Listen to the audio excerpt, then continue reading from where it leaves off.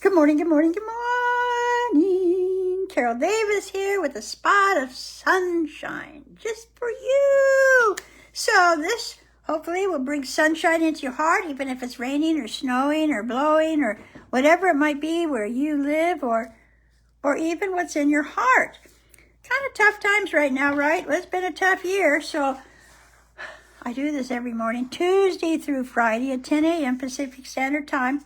5 minutes of sunshine, I hope. I read children's books to adults because they're so simple but profound. This week I've been reading books by my friend Ruthie Darling, and today we're going to start or maybe finish Miranda and the Panda. This one's about learning to just be, that the grass is not greener on the other side. It is what it is. Just be happy where you are. So, Miranda, the panda, lived in a zoo. Yesterday was about a zoo also, where she slept and played and ate bamboo. Though she had lots of friends in this wonderful zoo, she wished she had something exciting to do. Then came the day when the gate was ajar. So she pushed the gate open thinking, I won't go far. You know, she just wanted to check it out a little bit, right? And when no one was looking, she left the fine zoo, hoping she'd find lots of fun things to do. I identified with this. Then she went into town, looked all around, and started to walk towards the children's playground. I left my zoo when I was 16. I was sure there was more fun out there. When a little girl saw her, she said, she's so cute. As she looked at the panda in her black and white suit, she's so cute, though Miranda didn't know what the child was saying. She just stood there and watched as the children were playing. Then she left and kept walking till she saw a lot of shops, including a shop that sold all kinds of mops. And right next to that shop was a store that sold treats, but none that were fit for a panda to eat. Next, she walked past a store that sold wonderful toys, some meant for girls and some meant for boys. The first place she stopped in sold all kinds of hats. So she tried on a hat trimmed with lots of toy cats. And as she stood there, she thought, this looks silly on me. So she left the fine store and sat under a tree. Next, she went to a shop where they cut and curled hair, but they couldn't help Miranda because she was a bear. They don't paint claws. Still, she stopped to show them her very large paws, and they said, we're sorry, but we do not paint claws. Then she went to a school where she caused such a fuss that she left the big school and jumped on a bus. She stood up in the bus because the seats were too small, and she thought to herself, this won't do at all. Her trip into town had kept her quite busy, but the ride to the zoo was making her dizzy. She jumped off the bus when it got to the zoo and walked through the gate thinking, nothing is new. I've missed being here. And though nothing is new, I'm back. I'm back home at this very fine zoo.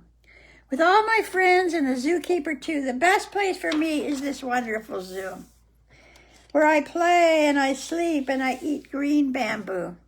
And if you were me, you'd be happy too. Oh dear, it's only, we have 3 more minutes. Let's see. Let me see what else I have here. I think Moonbeam.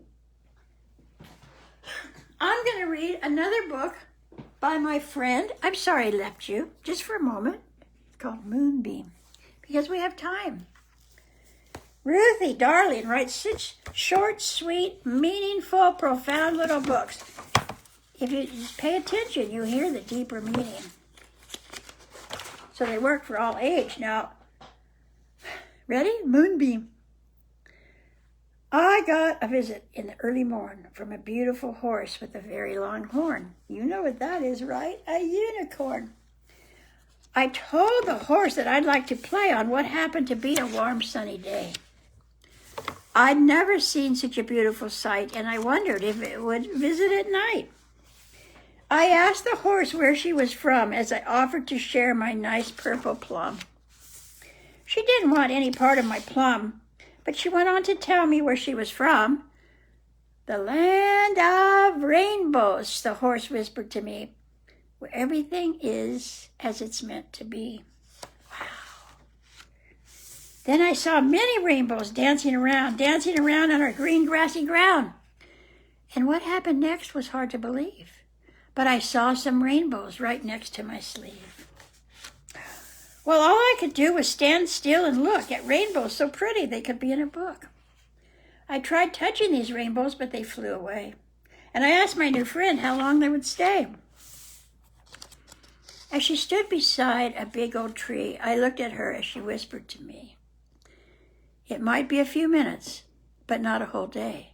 So I really can't tell you when they're going away." Then all of the rainbows moved onto a hill where they appeared to stand very still. I asked my new friend about her long horn, and she whispered to me, "It's the way I was born." As I stood near my friend on this wonderful day, she whispered to me she'd soon be on her way.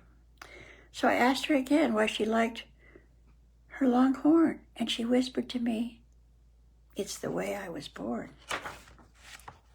In the land of the rainbows, where the horses have horns and the roses, they grow without thorns. As for creatures like us, it's a special place where we play and we jump and sometimes we race. So in case someone tells you that you've had a strange dream, just tell them I told you my name is Moonbeam.